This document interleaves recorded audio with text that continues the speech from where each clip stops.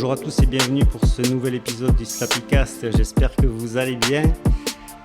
Aujourd'hui, je suis avec Michael Martino. Michael Martino qui me fait le plaisir d'être aujourd'hui à l'ARIA. On enregistre à l'ARIA. On remercie déjà en premier lieu Mick et Jordan de nous accueillir ici. Ça fait chaud au cœur. On est en plein centre du skate à Sainte-Marie-de-Beauce. Salut Michael, comment tu vas? Salut, merci. Ça va bien, Sébastien, toi? Ça va super bien. Déjà, merci à toi d'avoir accepté l'invitation.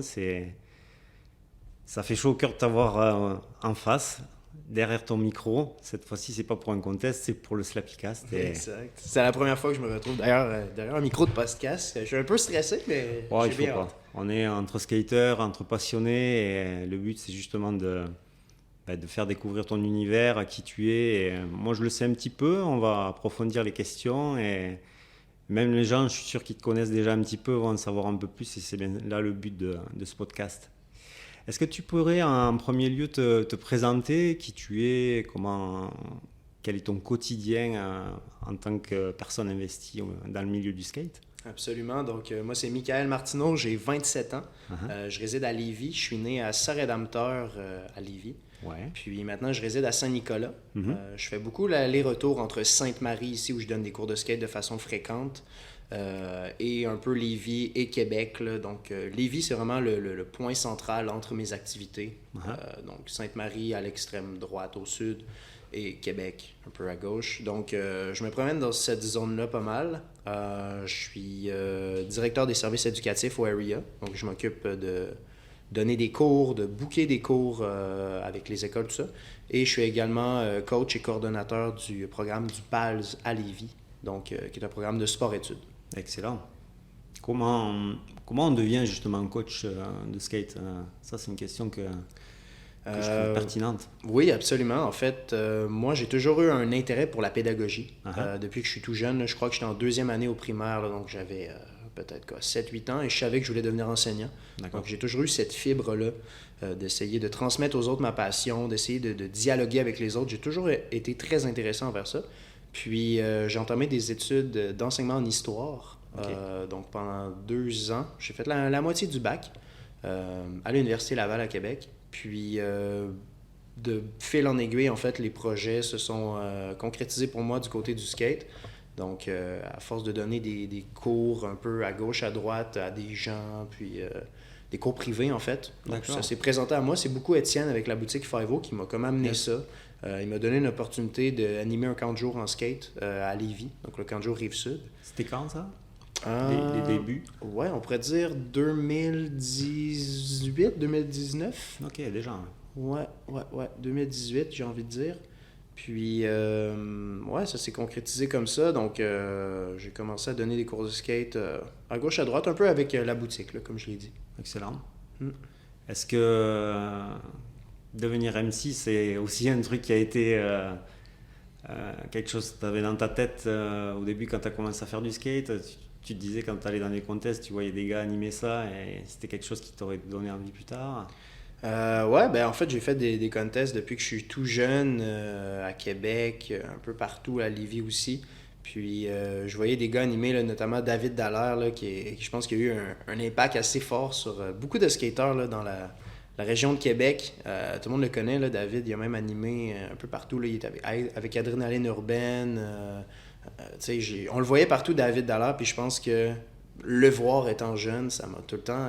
Wow, il est bon, il manie bien le micro, il est habile avec les mots.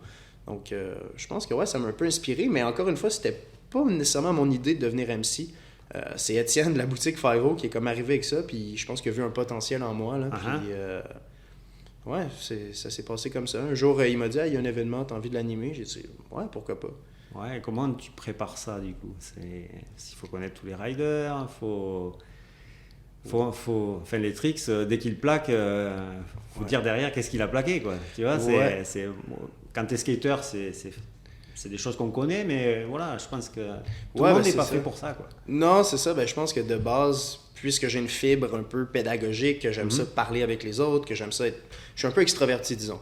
Donc, je pense que j'ai déjà ça en moi. Puis après ça, c'est sûr que j'ai une bonne connaissance du skate. Donc, je connais tous les tricks. Je connais tous les skateurs aussi pas mal. Là, je veux dire, la scène du skate au Québec, dès que tu en fais partie un peu, dès que tu filmes, bon, tu es beaucoup sur Instagram, les gens te voient, dès que tu sors des vidéos part, dès que tu as une petite commandite ou que tu as un certain niveau en fait de base en skate, je pense que les gens ils se connaissent quand même pas mal un peu partout au Québec. C'est une grosse famille. Ouais, c'est une grosse famille, exactement. Ouais, entre Québec et Montréal. Ouais, exact. Yes. Et pour les cours, comment tu programmes les choses en fait? T'as par exemple un groupe avec toi et comment tu les lances en fait? Comment ça démarre? Quel âge ils ont? Comment sur une semaine, qu'est-ce que tu vas leur faire travailler? Ouais, en fait, c'est une très bonne question. Je pourrais dire que les cours, ça peut prendre vraiment plusieurs directions. Faut toujours prendre en considération l'âge des participants, la taille du groupe, combien d'élèves est-ce qu'on a. C'est quoi les max? Euh, ou qu'est-ce qui est bien pour pas que ça déborde? Ouais, c'est ça exactement, parce que ça peut toujours varier. Par exemple, en sport-études, on est 15. OK. Puis en fait, 14, l'année prochaine, on sera 15. Puis ça, c'est vraiment parfait. Moi, avec le sport-études, j'aimerais pas avoir plus qu'une vingtaine d'élèves. Là. Ouais, je comprends. Je voudrais pas avoir plus que... Je me suis seté mentalement une limite de 22. OK. Je veux pas avoir plus que 22 élèves. Parce que justement, je veux que les jeunes puissent atteindre un certain niveau puis que je leur offre un encadrement... Premium. Ouais, exactement. Vraiment un bon encadrement. Si j'aurais trop de jeunes pour le sport-études, je pense que ça fonctionnerait pas. Ou en tout cas, il faudrait être plusieurs coachs. Bon, seul le futur nous le dira là, si ça arrive. Mais sinon, par exemple, pour des initiations scolaires, ça, on peut être vraiment plus de jeunes. Ça, il n'y a pas de problème. Vois-tu, il y avait des enseignants qui sont venus ici. Il y a 4 enseignants qui étaient avec moi. Puis cette semaine, là, il y a une école de Beauceville qui est venue. On était 70 élèves. Ouais. Quand même. Ouais, fait que c'est beaucoup de gens, c'est beaucoup de monde à gérer. Par contre, on n'a pas lancé les jeunes comme ça dans le skatepark là, sans qu'ils savent rien. Parce que les jeunes avaient eu une initiation intra-école. D'accord. Donc, on était allé directement dans l'école, donner des cours de base. Donc, niveau posture, niveau maîtrise de la planche, donc savoir leur stance, comment est-ce qu'ils pushent. Donc, ils savaient comment pusher. Ils partent tous de zéro là, ou il y en a là où tu vois quand même qui ont déjà pratiqué, je sais pas, en famille avant de vraiment démarrer avec vous? Ouais, ben c'est ça. Dans les initiations intra-école, quand on arrive comme ça dans une école puis qu'on donne un cours, c'est vraiment... Tous les jeunes partent de zéro, sauf qu'il y en a toujours 3-4, je dirais, dans les classes. Il y en a tout le temps qui essayent des ollies, puis tu vois qu'ils ont une petite connaissance, là, ils ont un petit quelque chose, où il y en a d'autres qui sont déjà plus à l'aise parce que, bon, leur grand frère avait une planche, ou si ça, ils sont capables de pousser déjà. Donc, ouais, il y en a tout le temps qui ont des petites connaissances, mais pour la grande majorité, c'est vraiment aucune connaissance. OK. Alors, ça commence comment? On prend le groupe, on fait des échauffements... C'est quoi un cours typique, sans dévoiler tous tes secrets, hein, mais est-ce que, je sais pas, tu vas pas au feeling, j'imagine bien qu'il y a un vrai ordre des choses dans un cours typique avec Michael. Exact. Il y a une structure, c'est sûr et certain qu'il faut respecter. Ça, c'est toutes des notes que j'ai dans mon téléphone, ça s'est acquis au fil du temps, là, donc depuis plusieurs années. Parce que la première fois que j'ai eu ce type de contrat-là, de faire une initiation intra-école, pour être franc, j'étais vraiment stressé, puis je savais pas trop comment m'y prendre, tout seul ou bon, avec un ami, des fois, pour commencer, là, quand tu sais pas trop. Tu as donné des cours privés à 1 ou 2 jeunes ensemble, mais... Ouais. Puis toi, tu as pris des cours pour donner des cours, c'est un peu ça la question aussi. Ouais, ben c'est ça. C'est ça, exactement. Après avec le temps. Oui, c'est ça, j'ai appris avec le temps, mais aussi, bon, j'ai une formation pédagogique un peu à l'Université Laval, que je n'ai pas complétée, mais quand même, je veux dire, il y a quand même certaines notions qui sont là, donc qui m'aident à faire mon travail. Puis, ouais, pour parler de l'ordre, là, quand j'arrive, première chose à faire, en fait, c'est de mettre un casque aux élèves pour sauver du temps dans la période, là, parce que souvent, on a 1 heure ou 1 heure et quart pour donner une initiation. OK. Première chose qu'on fait, tout le monde prend un casque, il s'assoit. Ensuite de ça, une fois que tout le monde a son casque et est bien ajusté, je me présente. Bien sûr. Une fois que je me présente, je leur parle du area, je leur parle des cours, je leur parle du skateboard, je leur demande s'ils ont une expérience. Donc, court dialogue avec eux, question de bien amorcer la séance. Puis ensuite de ça, on va aller vraiment travailler le fondement. Donc, la première chose qui est très importante en skate, selon toi, c'est quoi? Des étirements déjà, mais... Ben, les étirements, on en fait rapidement, mais c'est pas ça. Quand tu n'as jamais touché un skate, tu n'as pas nécessairement besoin de t'étirer tant que ça, parce que la séance, elle se passe beaucoup de façon statique. Premier cours, là, on roule pas beaucoup le temps que ça. Okay. Il faut avant vraiment comprendre... Connaître la board. Enfin, connaître la board. Tous les éléments. Quoi. Exactement. Les bearings. Exact. Les roues, voir un peu le skate. Bon, on parle, il y a des trucks, des roues, des bearings, j'en parle rapidement, mais le fondement, selon moi, là, c'est la posture.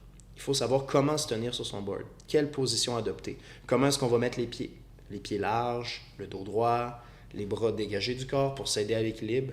Donc ça, c'est une des choses les plus importantes pour moi. Si le jeune n'a pas une bonne posture, si les pieds sont collés, le dos est courbé, c'est sûr que tu vas tomber sur le board. C'est sûr que ça va être plus difficile pour toi. Donc, je commence même sans planche. Je leur montre un peu comment être en équilibre. Donc, les pieds bien séparés, le dos droit, comme j'ai dit, les bras dégagés du corps. Un peu une position de chaise, hein? Un peu assis. Et souvent, je fais des parallèles avec d'autres sports. Par exemple, moi, j'étais défenseur au hockey. J'ai joué au hockey pendant 13 ans. OK. Puis, c'est un peu ça, cette même posture de base-là. Quand tu es de défenseur, tu recules de reculons avec tes patins. Tu as ton bâton, tu te tiens à une main. Et là, tu es prêt à réagir à l'attaquant qui vient vers toi avec les genoux fléchis, le dos droit, les fesses un peu descendues. Tu vois, ton centre de gravité, il est bas. Ça fait que tu as un bon équilibre. C'est un peu la même chose en skateboard. Fait que des fois, il y a des jeunes, bon, au Québec, hein, il y a beaucoup de monde qui joue au hockey, donc souvent, je fais des petits parallèles. Je leur demande, pour la posture, y en a-tu qui jouent au hockey ici? Ouais, moi. Ça lève la main. Alors, là, je leur dis, en skate, c'est un peu la même chose, c'est la même posture, position de base, un centre de gravité bas. Puis les jeunes, souvent, ils font référence avec ça. Fait que déjà, ça crée un petit lien avec eux. Ça les aide. Ouais, ça les aide, exactement. Fait que, la posture, là, c'est la première chose, moi, que je fais toujours dans mes cours. En seconde? Ouais. Seconde chose, une fois que tu as la posture, c'est important d'être capable de maîtriser la planche. Avant même de rouler, il y en a qui pensent que rouler, c'est la première chose qu'on devrait faire. Moi, je suis pas du tout d'accord. Je pense que le tic-tac, d'être à l'aise sur sa planche, d'être capable d'appuyer sur le tail, lever le nose et de contrôler ta planche, d'être capable de te diriger. Donc, des tic-tac, tu fais des tours sur toi-même, des choses comme ça. C'est vraiment important. Puis ensuite de ça, on y va avec... une fois là, que tu maîtrises bien la planche, je montre à faire des sauts. Donc, en dehors de la planche, tu n'as même pas le skate, mais juste être capable de faire des hippie jump, des trucs comme ça. Puis une fois que tu es à l'aise de sauter sur la planche, tu es à l'aise de la contrôler, là, tu as vraiment une bonne base. Puis ensuite de ça, on peut pratiquer à rouler. Good. Ouais. Fait que c'est très important de suivre cet ordre, je pense. Et est-ce qu'en peu de temps, déjà, tu vois des élèves qui sortent du lot ou qui ont plus de, on va dire, d'aisance que d'autres? Oui, absolument. C'est sûr et certain. Puis ce qui m'étonne, c'est que c'est pas nécessairement des jeunes qui sont sportifs. Okay. Par contre, par exemple, des fois, il y a des jeunes qui jouent au basket, qui jouent au hockey, au football, des jeunes qui me disent « Ah, moi, je joue au soccer depuis 5 ans. » Puis tout ça, c'est pas nécessairement eux qui vont être les meilleurs. C'est ça qui est fou avec le skate, c'est que parfois, ça peut être un jeune qui ne fait pas vraiment de sport, puis que finalement, c'est juste instinctif pour lui, l'équilibre, puis il comprend ça, le skate. Fait que je pense que ça a quelque chose de spécial, le skateboard, un peu, c'est que ça peut aller chercher plusieurs types de personnalités. Pas nécessairement des sportifs. Oui, des sportifs, c'est sûr que ça peut être bien d'être un sportif à la base, mais ça peut aller chercher des gens qui ne sont pas sportifs, mais qui vont développer un intérêt pour ce sport-là parce que c'est tellement différent des autres sports. T'es pas contre personne, il n'y a pas cet aspect-là de rivalité, tu es seulement contre toi-même. C'est ça. Je pense que ça peut être très intéressant pour beaucoup de jeunes, puis je pense que c'est pour ça là, qu'on a autant d'appels dans les milieux scolaires. C'est que les écoles réalisent que ça a du bon pour les élèves. Ouais, puis ça doit être un sport individuel, le fait de le faire en cours comme ça, il y a toujours un petit peu cet esprit de compétition, j'imagine. Hein. Tu dois avoir des fois des petits challenges entre eux ou non? Oui, ben oui, c'est genre sûr. Toi, t'es pas capable. Ouais, il y a tu vois, des mini-games of skate alors que ça n'a pas commencé, quoi. Ouais, exactement. C'est des choses qui arrivent, ça? Ouais, ben c'est ça. Il y a ça. Il y a des fois, hey, Jérémy, t'as même pas réussi. Moi, j'ai réussi. Hey, regarde, moi, hey, je l'ai eu avant toi. Il y a ça, effectivement, mais je pense que c'est une compétition qui peut être saine, puisqu'ils se poussent à réussir l'un et l'autre, mais il y a également des jeunes qui s'entraident. Fait que ça, c'est vraiment beau à voir. Ah, ouais. Dès le début, il y a un jeune qui essaye, puis il y en a un autre qui dit « Hey, mais pourquoi toi, t'as réussi? Moi, je suis pas capable. » Puis l'autre, instinctivement, sans même que moi, je dis quoi que ce soit, je me retourne, puis il y a un élève qui est en train de prendre les mains à l'autre, puis de l'aider à essayer de réaliser la figure. Fait que ça, c'est énorme. C'est super beau. C'est un esprit de camaraderie qui se crée. C'est de l'entraide. Fait que je pense que le skate, pour les élèves, là, un très jeune âge déjà, peut avoir des aspects vraiment positifs là, dans le développement des jeunes. Ouais, humainement, Oui, humainement, c'est, exact. c'est indéniable. Mhm. C'est indéniable. Hein. Ouais. Regarde, moi, je fais encore du skate à mon âge. Et c'est grâce à ça que je suis encore dans la communication Ouais. de notre passion. Et ils savent pas où ça peut les mener. Hein. Non, exactement. Puis moi, je trouve ça fou que, pour revenir aux écoles, puis ce qui est bon chez les jeunes, c'est qu'autrefois, moi, quand j'étais plus jeune, puis je suis sûr et certain que c'est la même chose pour toi, on voyait le skate comme un problème. On interdisait d'amener les skateboards à l'école. Ah oui, mais non, Puis- c'était pas possible. Non, c'est ça. Tu venais en vélo ou à pied, hein, ou avec papa et maman. Ouais, exact. Non, il n'y avait pas. Non, Non. c'était vraiment mal vu d'apporter un skateboard à l'école, t'avais pas le droit, tout ça. Puis là, ben, aujourd'hui, ironiquement, je me fais appeler par les écoles pour venir donner des cours aux jeunes. Alors qu'autrefois, on voulait même pas avoir une planche à l'école. Donc je pense qu'il y a un éveil de conscience à ce niveau-là, que le skate, en fait, ça peut avoir vraiment du bon. Ouais, ça c'est vraiment démocratisé, du Mhm. bon sens, on va dire. Oui, exactement. Puis moi, je suis vraiment content de ça parce que aujourd'hui, ça règle les problèmes un peu. Autrefois, j'avais l'impression que les écoles pensaient que ça créait les problèmes, des problèmes, le skate. Mais aujourd'hui, ça l'en règle. Ben, je pense qu'à l'époque, on nous avait mis un peu dans des cases de, pas bad boy, mais ceux qui faisaient Ouais. du skate, Ouais. c'était un peu ceux qui se laissaient aller, Ouais, qui c'est traînaient ça. dehors. C'est ça. Enfin, moi, je le vois de mon œil de français, mais j'imagine Ouais. qu'à Québec, vous aviez les mêmes Ouais. mauvaises réputations, on va dire. Hein. Ouais, absolument. C'était sûr que c'était la même chose. Mais aujourd'hui, comme je dis, ça. Bon, ceux qui traînaient dehors avant, ben aujourd'hui, on souhaite que les enfants traînent dehors. Parce que là, aujourd'hui, sinon, ils restent à l'intérieur. Ouais, ça les décroche des écrans aussi. Hein. C'est exactement ça. On va pas se le nier. Non. Fait que le skate, ça a un aspect très positif à ce niveau-là. Là. Et tu as des beaux retours des parents, j'imagine. C'est ça Honnêtement. aussi, c'est. Ouais. Ben, je suis vraiment content. Honnêtement, j'ai pas eu de. Je pense que j'ai jamais eu de commentaires négatifs. Je pense qu'honnêtement, je suis bien apprécié puis je me compte vraiment choyé. Là. Je remercie tout le monde qui ont pris des cours avec nous, avec l'Area, avec moi personnellement. Non, je suis vraiment content. Là. J'ai tout le temps des sourires des jeunes, des sourires des parents. Je me fais appeler, je me fais envoyer plein de compliments. Honnêtement, bon, des fois, c'est presque gênant, mais... Ouais, mais bon, c'est de la bonne gêne. Ouais, on va dire. exact. Tu Ouais. peux être fier de toi en tout cas. Merci beaucoup. Alors évidemment, si on veut prendre des cours à l'ARIA ou intégrer le skateboard pulse, comment ça se passe? Je suis parent d'enfant, je Ouais. veux que mon fils ou ma fille vienne assister à tes cours soit à l'ARIA, soit pour skateboard pulse. Est-ce que tu peux nous expliquer les deux manières de Ouais, s'y prendre en tant que parent? Oui, absolument. Ben, en fait, pour l'Area, on donne des cours tous les samedis et tous les lundis, à part pendant l'été, Mhm. à l'Area.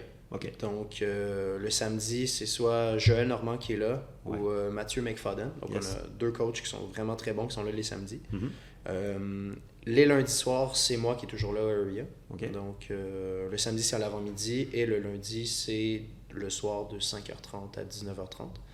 Le skatepark est vraiment très grand, donc il y a de la place pour beaucoup de jeunes.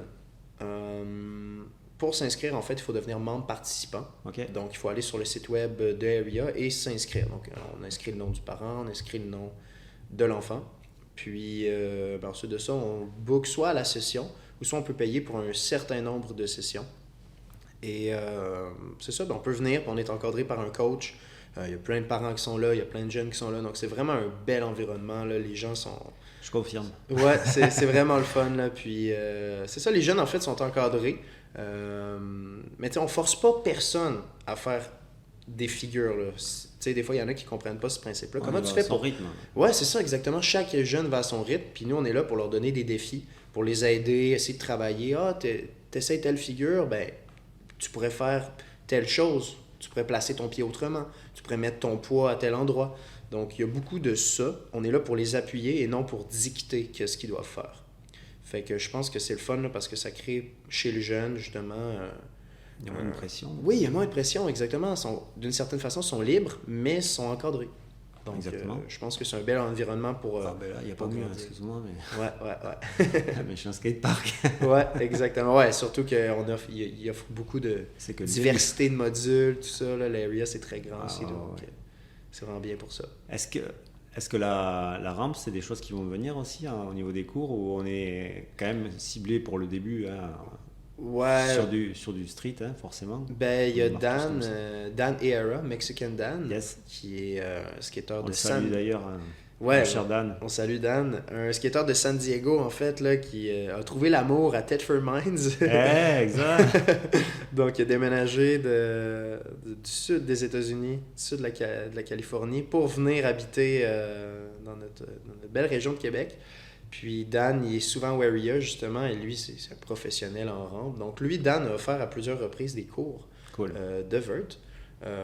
Moi, je suis capable de donner des notions très, très, très de base. Là. Bon, des kick turns, des choses comme ça, comment shredder dans la rampe, des 360 en fakie en montant. Mais je suis même pas capable d'aller grinder le cupping. Là. Donc, pour On des est jeunes... deux, je te rassure. Ouais, c'est ça. Je peux dropper, mais tu sais, je skate pas vraiment le vert. Là, donc, s'il y a des jeunes qui veulent pousser un peu plus, là, ce sera pas avec moi. C'est intéressant aussi de fournir cette possibilité aussi parce que Oui. tu sais, dans le skate, toi comme moi, des fois on est plus attiré par. T'en as, ça va être les marches, t'en as, ça va être côté plus technique, quoi, avec des tricks sur tricks, et Ouais. d'autres, ça va être la rampe. Hein. Ouais, absolument, c'est ça. Chacun son style. Moi, c'est ça. Je pense que je suis plus street. Là. Le vert, C'est un C'est- monde à part, hein, Ouais, c'est un monde à part, exactement. C'est une autre discipline. carrément. Est-ce que tu peux nous parler un petit peu de tes débuts dans le skate? Comment ça a commencé, toi? Là, on en est là aujourd'hui pour en parler autour de ces micros, mais moi, ça m'intéresse beaucoup de savoir un petit peu, Michael, comment il s'est retrouvé avec une planche entre les mains. Ouais, absolument. Ben, c'est une belle histoire. En fait, j'ai joué au hockey très, très, très longtemps. Depuis, moi, je pense que j'avais 6 ans, 7 ans quand j'ai commencé à jouer au hockey. Mhm. Puis j'ai joué au soccer aussi, j'ai fait du karaté, j'ai même fait du baseball. Donc j'ai fait beaucoup de sport quand même. Puis je crois que c'est vers l'âge de 11 ans, 12 ans, j'avais envie de faire quelque chose de nouveau. J'avais l'impression que ces sports-là que je faisais, un peu monsieur tout le monde les faisait, tous les enfants les faisaient, je me sentais pas... j'avais envie de me sentir différent, je pense. Ok. Un peu avant l'adolescence, là, j'avais envie d'expérimenter quelque chose. Puis, je sais pas pourquoi je suis tombé là-dessus. Je pense que j'avais envie de faire quelque chose d'extrême pour repousser mes limites. Ok. Puis au début, je voulais faire du motocross. C'est extrême pour le coup. Ouais, exact. Mais mes parents voulaient pas. Fait que, bon, ça coûtait trop cher, c'est Ouais. trop compliqué, pas la place, trop C'est dangereux. contraignant. Hein, et Ouais, c'est ça. Puis surtout que faut j'ai un un... truc, faut- C'est ça, j'ai un oncle qui est décédé là aussi en skidoo, moto, tout ça. Là, Ouais. il était un peu là-dedans. Fait que mes parents, ils voulaient comme un peu s'éloigner de ça. Donc, ils étaient pas vraiment d'accord que je fasse de la motocross. Puis, un jour, je suis allé chez un de mes amis. Puis, le matin, on regardait toujours Sport 30. Pour ceux Ok. qui sont fans de sport là, dans le temps. Sport 30, c'est une émission dans laquelle ils mettaient en revue les meilleurs moments, les meilleurs segments du sport dans la semaine. Ok. Puis ce matin-là, je suis arrivé pour l'écouter avec mon ami. Puis c'était pas Sport 30, c'était une compétition de vert, des X Games. Nice. Mais j'avais jamais vu ça de ma vie. C'était en quelle année ça? Ça, c'était en 2008. Yes. 2008.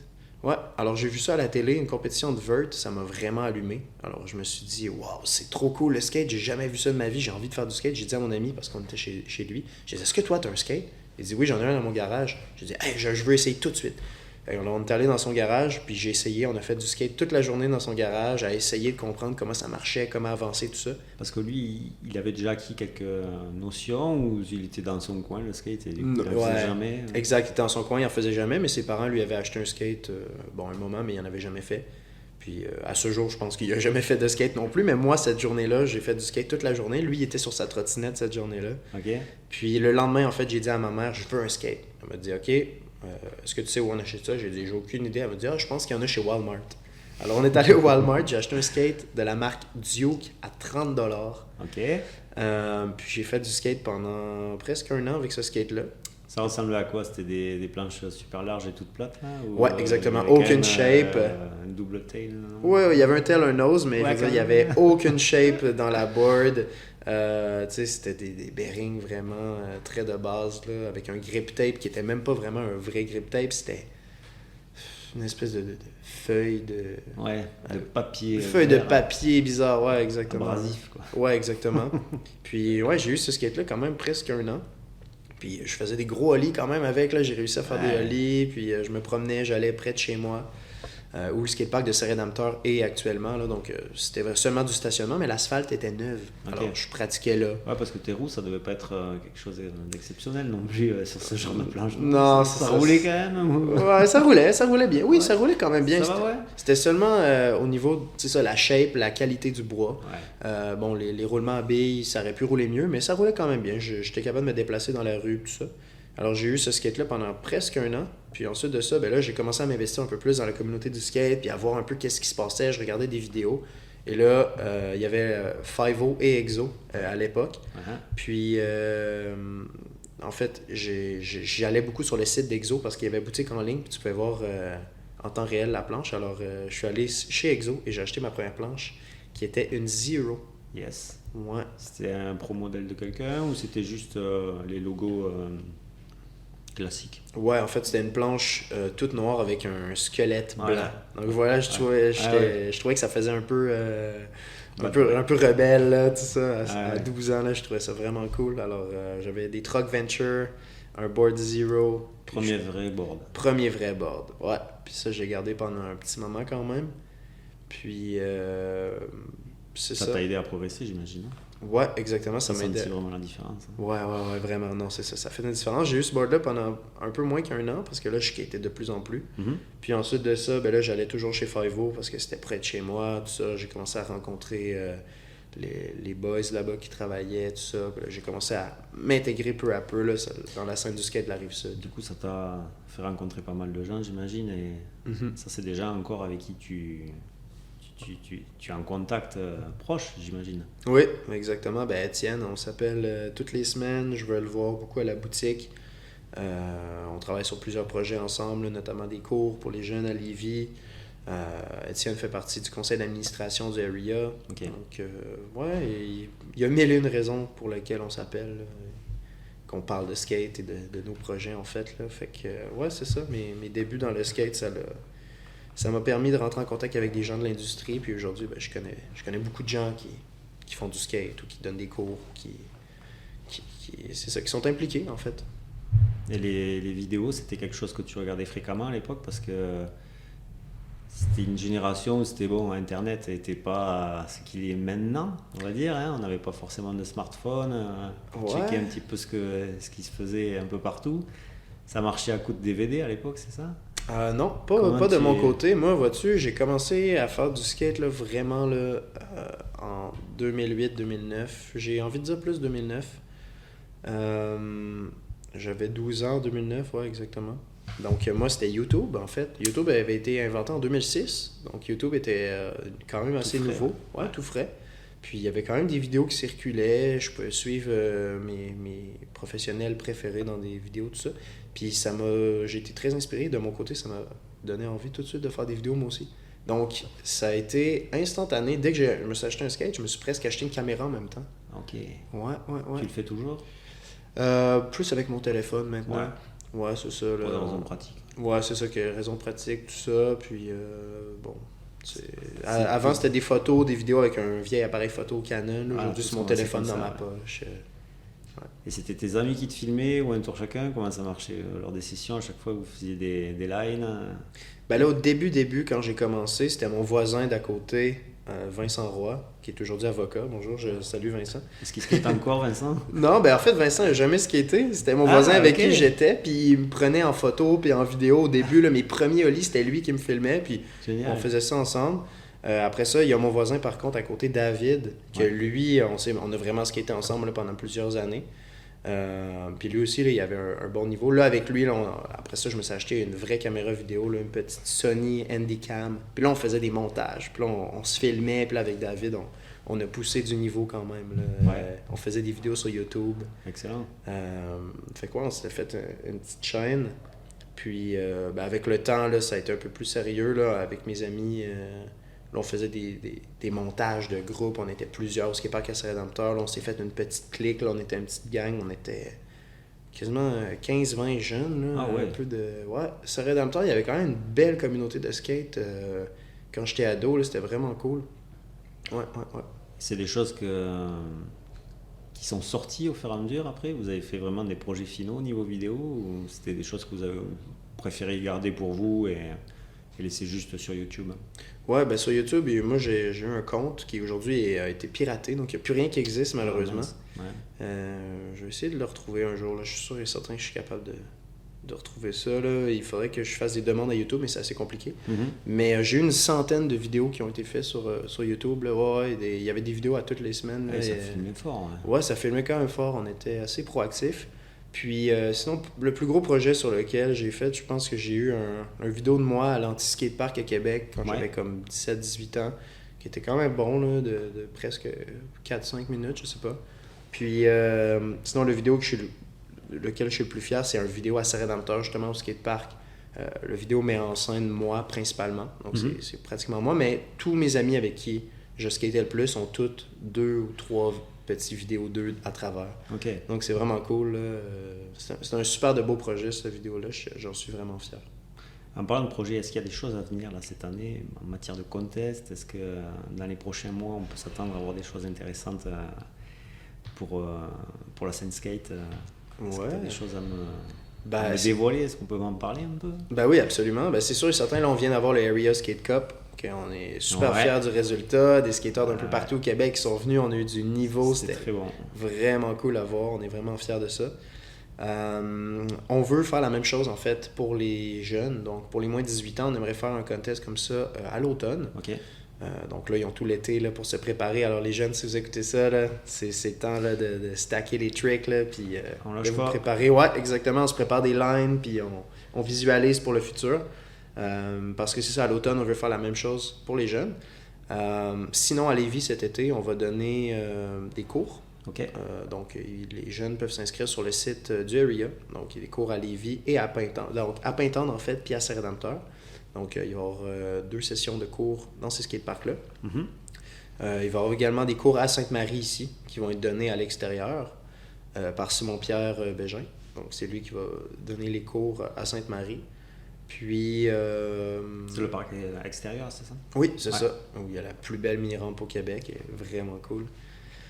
Donc ouais, des cours comme ça, des événements avec l'Area, c'est sûr qu'on va dans quelques municipalités. Là. Je pense 25 mai, on va à Saint-Bernard, justement. On a quelques dates, là, quelques arrêts à notre... Ouais, c'est ça, ça bouge quand même. On a quelques dates à notre calendrier.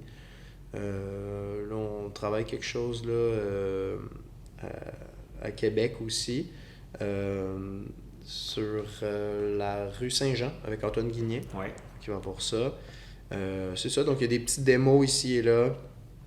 Quelques événements. Donc, ça va être un bel été. Ouais, on va avoir du retour sur les réseaux, j'imagine. Oui, absolument. Puis, dans 2 semaines, on part avec l'équipe 5-0. Excellent. On s'en va aux États-Unis, donc il va y avoir une vidéo qui va sortir de ça aussi. Fait que ça, c'est... exactement? Hein? Vous partez où exactement? On part sur la côte Est, donc dans le Maine, puis on descend près de Boston. Donc, on fait plusieurs spots. Il y a un petit spot book là, qui a été fait, donc une map avec plusieurs points où on va s'arrêter. Puis on est une belle équipe, là. On est presque 15 gars. Ouais, c'est bon ça. Donc ouais, ça devrait sortir des petits tricks. Puis on va avoir du plaisir, là, encore une fois. Moi, ça va être mon 3e ou 4e voyage comme ça avec Five-O. OK. Donc on est allé Boston, Toronto, Albany. Puis là, ben, c'est ça, là, c'est... Rhode Island aussi. Excellent. On est allé au Rhode Island. Donc des beaux voyages avec Five-O, j'ai très hâte. C'est toujours le fun. Ah. Je suis bien content pour toi. Et en parlant de voyage, justement, j'allais rebondir là-dessus. Tu es quand même un gars qui a pas mal bougé dans la vie, j'ai vu. Ouais. Et la partie européenne, est-ce que c'est quelque chose que tu as trouvé vraiment différent de la partie, on va dire, québécoise, américaine en matière de skate? Est-ce que tu sens qu'il y a une différence quand tu vas skater là-bas en matière de spot, en matière de mentalité, de connexion? Ben, tout d'abord, en fait, l'Europe, c'est beaucoup plus collé. Donc, moins de déplacements, là, ça change tout à fait. Moi, je suis allé 3 fois en Europe, puis à chaque fois, je partais avec mon sac à dos, mon skate, puis je partais tout seul.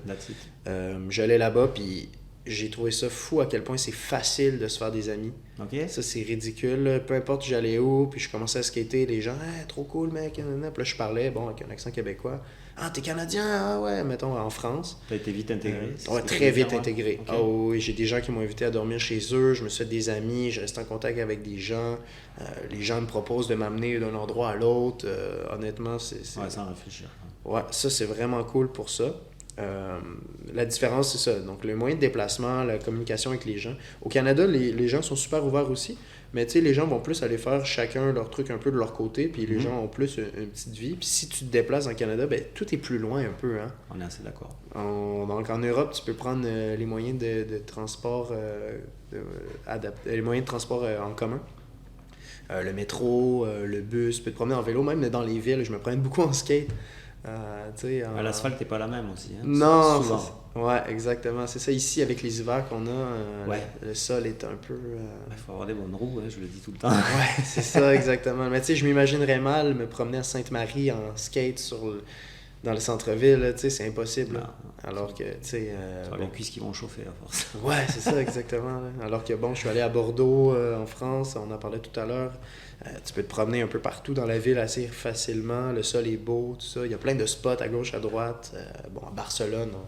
N'en parlons pas. Ouais, n'en parlons pas, c'est ça. Là. C'est complètement fou. Là. Il y a tellement de spots partout. Puis le sol est divin là-bas. Là. Je sais pas qu'est-ce qu'ils mettent dans le sol, mais ça roule tellement bien. Puis je pense que c'est pour ça que c'est un peu la mecque du skate. Hein. Ben, c'est pas pour rien que certains Américains allaient plus skater aux États-Unis presque. Hein. Ils ont tous déménagé là-bas. Hein. Ben À oui. certains moments. Hein. C'était. Ah non, c'est fou. Comme tu dis, la Mecque. Hein. Ouais, exactement. Moins, ben, tout s'y prête. Hein. Ils ont un climat favorable. Hein. Ouais. Si ça se demandait si la ville n'a pas été construite pour faire plaisir aux skaters, alors que non, pas du tout. Hein. Ouais. Non, mais c'est ça, il y a des spots un peu partout. Barcelone, moi j'ai adoré mon temps là-bas. Par contre, beaucoup de pickpockets, là. J'ai vu beaucoup de voleurs. C'est notre ambiance. Ouais. Faut faire attention à son sac, à ces choses. Ou dans les autos. Ouais. J'ai eu peur un peu en allant là-bas. Justement, je me suis fait voler mon téléphone. Oh.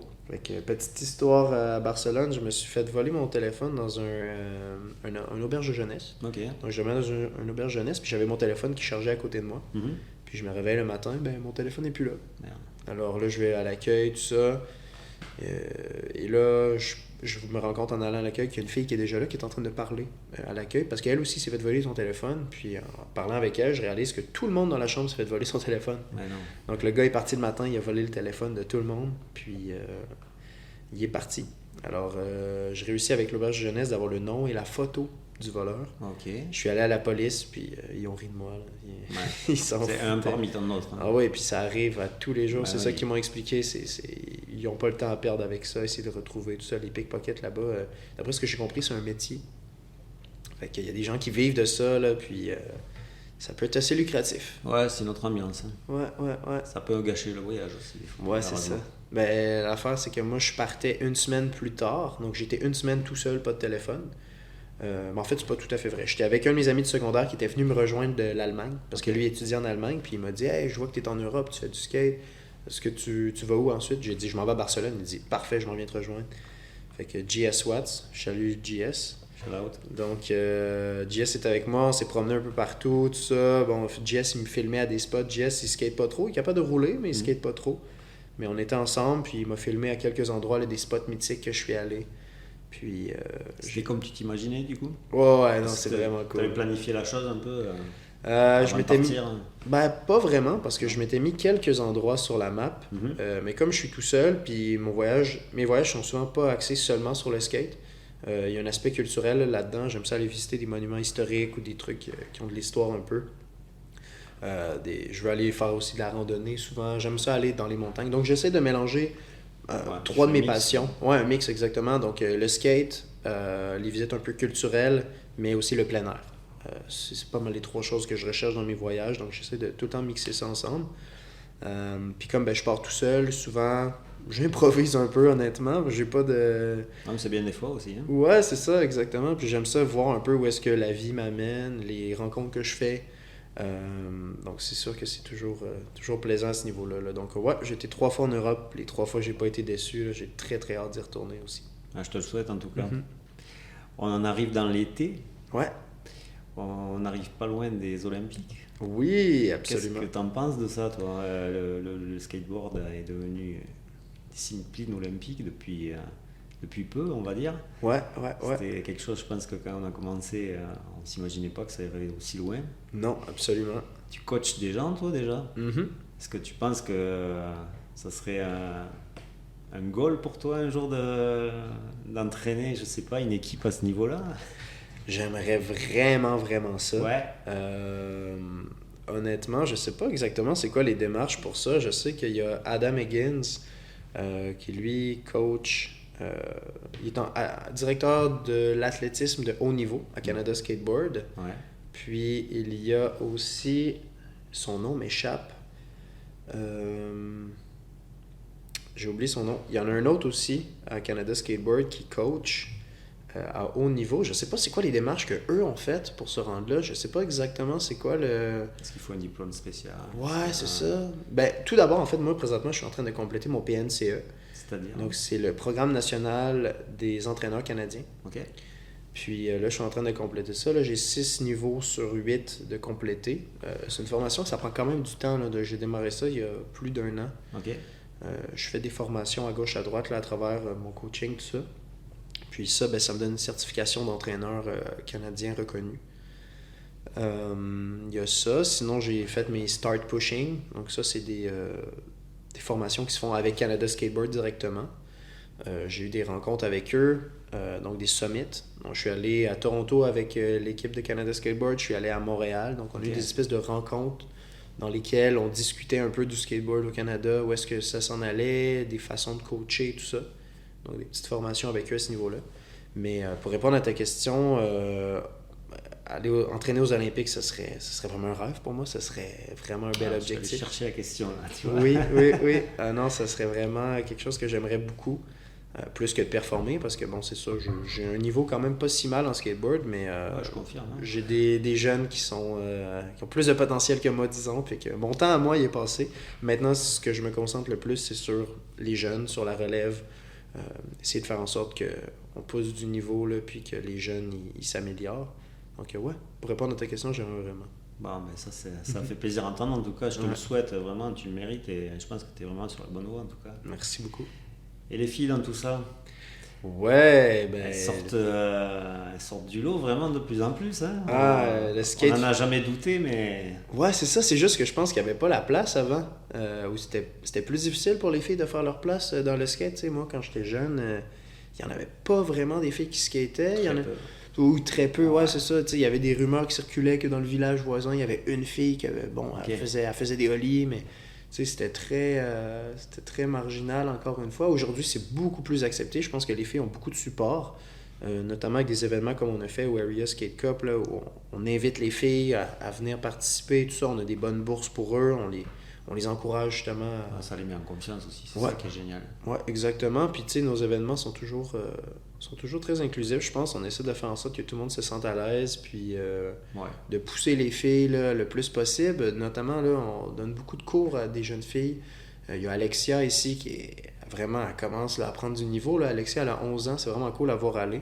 Puis c'est sûr, elle est inspirée par des jeunes comme Léonie. Là. Bien sûr. Tu sais, Léonie, 14 ans. Là, Léonie vient d'être invitée par la Fédération canadienne, par Canada Skateboard, à un camp de perfectionnement à Victoria, sur l'île de Vancouver. Excellent.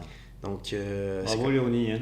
ouais, shout-out à Léonie. Shout-out aussi à ses parents, Anne-Sophie, Mathieu, qui sont vraiment là derrière elle. Très investis auprès de leur fille. Moi, je trouve ça remarquable. J'ai pas d'enfant, mais c'est des parents que je regarde aller, puis je suis comme, OK, je prends des notes.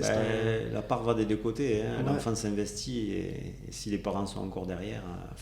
C'est exactement ça. C'est l'essence dans le moteur. Hein? Ouais. Puis je pense que c'est quelque chose de relativement nouveau aussi, là, des parents qui s'investissent autant dans le skate, qui sont là pour appuyer leurs jeunes. T'as raison. Ça existait pas. T'as raison. Avant, si tu faisais du soccer, t'avais ton père au milieu au bord du terrain en train de te leader, mais mon père, il me disait pas quand j'allais faire du skate. Hein. Il me disait pas fais comme ça, vas-y plus fort. Non, c'est ça. Il savait pas. Ouais, il savait pas rien du tout. Non. C'est ça. Moi, j'ai pas vraiment eu. Ben, j'ai eu ma mère qui m'achetait toujours des souliers, tout ça, qui m'a encouragé un peu à ce niveau-là. Mais tu sais, jamais est allé me voir au skatepark ou des trucs comme ça. T'sais. Alors, je pense qu'on a une nouvelle génération de parents qui s'impliquent auprès de leurs jeunes. Puis, pour les jeunes filles, là, comme tu disais, je pense que ça peut aider. Ça peut vraiment aider. Donc, le skate féminin se porte super bien. On envoie des filles sur Instagram là, qui poussent, qui font de la grosse compétition. Il n'y a pas de honte à avoir vis-à-vis des hommes ou quoi que ce soit. Oh non, plus maintenant. Là. Ce fut peut-être le cas à une autre époque, mais aujourd'hui les filles sont vraiment vraiment hot là, à voir aller. Fait que je pense qu'il y a même plus plus tant de différence que ça. Là. En tout cas, dans quelques années, il n'y en aura plus tant. Là. C'est sûr que les gars sont très très forts, mais les filles, au rythme que ça va dans la bonne direction pour atteindre le niveau supérieur. Là. Non, et puis elles ont des ambassadrices aussi qui sont des moteurs de motivation pour elles. Hein. Absolument, c'est important, je pense, d'avoir des modèles. Hein. Ouais. Comme nous pour les hommes. Hein. Oui, exact. D'avoir des gens auxquels s'identifier. Puis je pense que c'est un peu ça avec les femmes. Il n'y en avait pas tellement avant. Fait que ça incitait peut-être moins de femmes à en faire. Mais là, il n'y a plus à dire. Là, les jeunes filles comme Sky Brown ou Raissa Lil ou... Même Annie. Hein. Ouais, c'est ça, tu sais. Fait que ça a vraiment un impact positif sur les jeunes filles, puis ça paraît. On est en train de se diriger doucement vers la fin de ton podcast, Michael. On reprend un petit peu la direction de l'apprentissage. Si tu avais juste une phrase à donner à des pratiquants novices qui n'ont pas osé un jour se dire vas-y, je démarre là. Qu'est-ce que tu leur dirais pour qu'ils se disent au final c'est pas si compliqué, mais il suffit juste de commencer quoi. Faut juste s'amuser en fait. Faut juste avoir du plaisir. Moi en fait, juste de rouler sur un skate, c'est un sentiment de liberté inexplicable. Juste de promener je parle même pas de faire des figures, juste de pousser, d'embarquer sur la planche, de se promener dans une rue, dans un skatepark, de se promener, juste essayer de profiter du moment quand tu es sur ta planche, le vent dans les cheveux, tout ça, là. Essayer de vivre le moment présent, je pense que c'est vraiment important. Puis c'est ça qui est le fun en skate. Fait qu'il faut s'amuser, il faut avoir du plaisir. Des fois, là, quand ça peut devenir trop difficile, on essaie des figures. Juste, prends un step back, puis relax un peu. Là, c'est pour le fun. T'sais. Fait que je pense que c'est important de garder ça en tête. Fait que c'est pas mal ce que je dirais à des débutants. Ouais. Prends ça cool. Ouais. Ok. Et toi, qu'est-ce qui te motive au quotidien? Moi, je pense que c'est dans le skate. Ouais. Pourquoi t'en fais toujours, quoi? Pourquoi c'est toujours ta passion depuis le début? T'as pas eu de coupure, en fait? Non, j'ai jamais eu de coupure. Bon, alors, il y a quelque chose... Ouais. C'est le skate, c'est sûr. Ouais. Mais...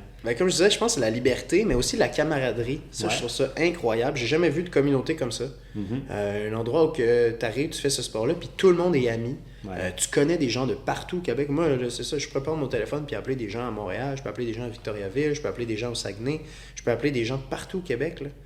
Fait que ça, c'est vraiment fou. Même en Europe, là, je veux dire, avec les réseaux sociaux aujourd'hui, je suis des gens en Europe, je suis des gens dans l'ouest du Canada, j'ai même des connexions au Vermont. Fait que je trouve ça vraiment cool. La communauté du skate, la camaraderie, les gens qui sont tous amis, ça, c'est vraiment quelque chose qui me fascine.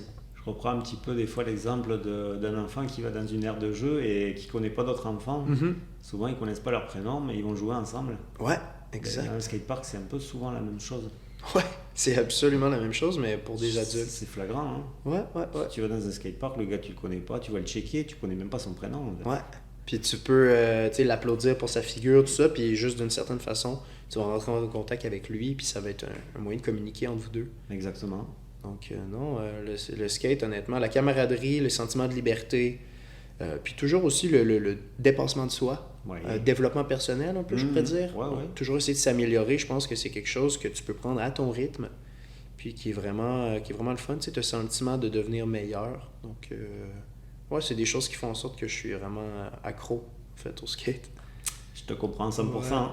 Ouais. Michael, je voulais te remercier pour... épisode qui était vraiment très enrichissant. On a appris à se connaître. Les gens aussi ont dû entendre des choses qu'ils ne connaissaient pas sur toi et c'était bien là l'essentiel. Pour finir cet épisode, je tenais à te remercier en te donnant ce dernier numéro du Trasher. C'est le mois de mai. Super, merci à toi. C'est vraiment gentil. Avant de terminer aussi, merci pour le Trasher, vraiment cool. Avant de terminer, j'aimerais saluer tous les élèves du PALS, donc le sport-études en skateboard à la Polyvalente Pointe-Lévis. Merci d'être qui vous êtes, de pousser comme vous êtes. C'est vraiment cool de skater avec vous tous les jours, d'essayer de vous dépasser, vous donner des trucs. Honnêtement, moi, ça me rend extrêmement heureux d'être avec ces jeunes-là, puis de pouvoir être un modèle pour eux. Je me sens vraiment choyé. Bah oui, mais c'est ton travail qui paye. Ouais, exactement. Ouais, non, ça, c'est et ta bonne humeur, surtout. Ouais, merci beaucoup. Ouais, c'est vraiment gentil de m'avoir reçu. J'apprécie. Avec grand plaisir. Merci à vous de nous avoir écoutés. C'est la fin de cet épisode. J'espère que ça vous aura plu. On peut toujours s'écouter sur Spotify et vous pouvez nous suivre sur Instagram. Je vous dis à une prochaine pour un nouvel épisode. Portez-vous bien, bye bye.